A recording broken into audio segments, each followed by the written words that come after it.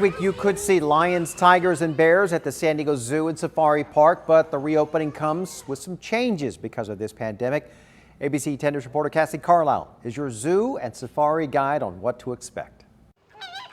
The zoo started with a roar, and after nearly 3 months of being caged, they're roaring back. We want to make sure that all of our guests feel safe and feel comfortable coming out to visit us. The president and CEO of San Diego Zoo Global laid out the new protocol in place to stop the spread of the coronavirus. You'll see changes start at the front gate, now lined with plexiglass.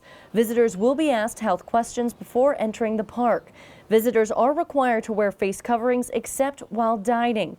Signs are posted around the parks reminding visitors of social distancing protocol, with stand here signs on the ground in front of habitats. The Skyfari and buses at the zoo, as well as the trams at the safari park, will not be in operation to comply with social distancing protocol. The ADA shuttle for older visitors will be running.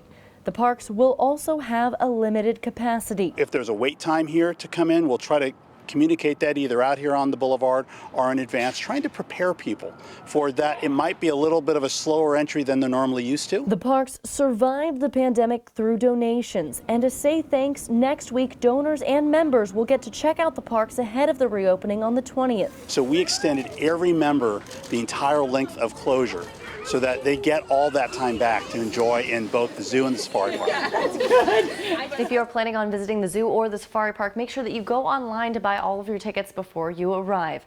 Cassie Carlisle, ABC 10 News. Your guide, Cassie, there. The zoo does not have a timeline on when the buses and Sky Safari will be running again.